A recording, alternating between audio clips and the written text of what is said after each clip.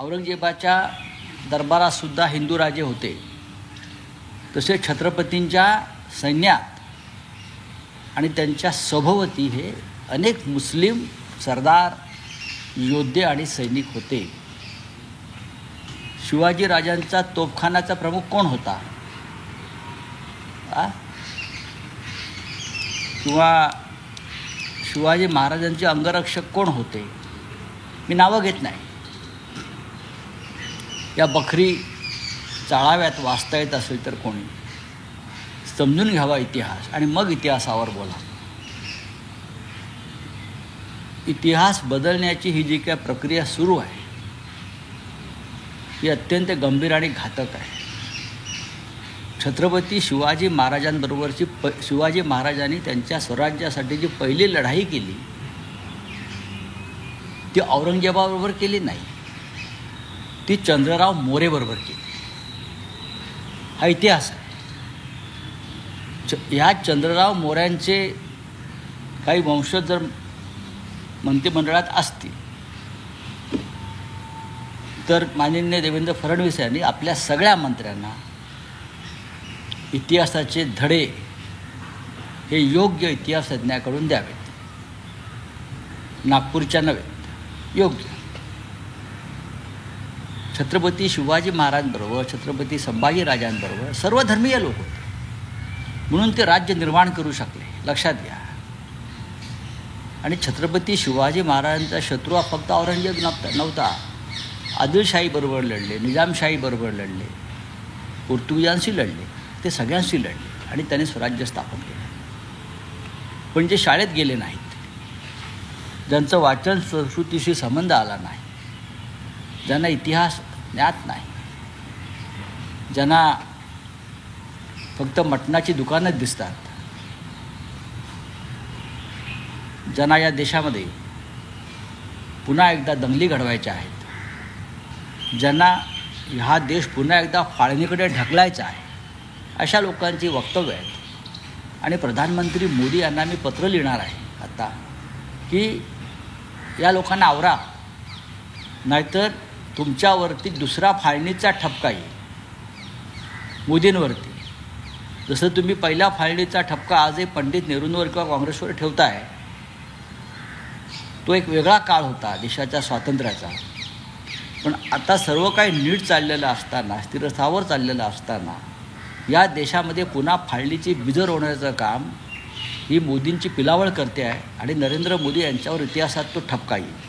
प्रकल्प जो आहे तो अदानीकडे गेला आहे. नाही, आपला काय दुसरा मुद्दा असा आहे की ज्या पद्धतीनं काल राणींनी मल्हार मटन, झटका मटन असं नाही, मला कोणाचं नाव घ्यायचं, जेजुरी ट्रस्टनी त्याच्यावरती आक्षेप घेतलेले आहे.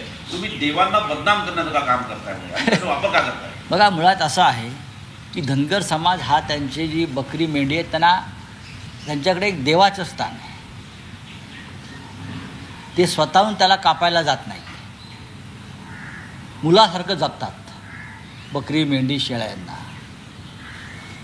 गांधी तर शेळीचं दूधच पित होते आणि अनेक ठिकाणी म्हणजे गाईचं शेण खाण्यापेक्षा काही लोक शेण खातात, त्याच्यापेक्षा बकरीचं दूध हे अधिक पौष्टिक आहे, हिंदुत्ववादी आहे आणि याच्याविषयी कोणाच्या मनात शंका असण्याचं कारण नाही. आणि कोणाची इच्छा असेल त्यांनी गाईचं शेण खावं किंवा गोमूत्र प्यावं, गोमूत्राने आंघोळ करावी, हा प्रत्येकाचा वेगळ्या वेगळ्या हिंदुत्वाचा प्रश्न आहे. पण वीर सावरकरांच्या हिंदुत्वात हे बसत नव्हते. वीर सावरकर विज्ञानवादी होते, आधुनिक होते. त्यांचं हिंदुत्व माननीय बाळासाहेब ठाकरे हिंदुहृदय सम्राट यांचं हिंदुत्व हे आधुनिक विचारसरणीचं हिंदुत्व होतं. पण पुन्हा एकदा कोणाला शेणातच लोळायचं असेल तर आम्ही त्याला काय करणार. पण अशा प्रकारे हा देश पुन्हा एकदा अंधकाराकडे ढकलला जातो, अज्ञानाकडे ढकलला जातो आहे आणि फक्त एका राजकीय स्वार्थापोटी. नरेंद्र मोदी यांना या देशाचं नक्की काय करायचं आहे? अफगाणिस्तान करायचं आहे का हिंदू पाकिस्तान करायचं आहे हे त्यांनी ठरवायला पाहिजे आणि देशाला दिशा दिली पाहिजे. प्रधानमंत्री मॉरिशसला गेले आणि एका कुंभामध्ये गंगेचं जल घेऊन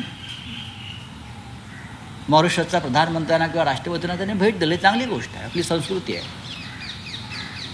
पण काही लोक गंगेत डुबक्या मारून आले महाराष्ट्रात, तरी ते शुद्ध होत नाहीत, पवित्र होत नाहीत आणि त्यांना अक्कल येत नाही. हा बोलिये सर, अजून एक प्रश्न याला जोडून आहे सर.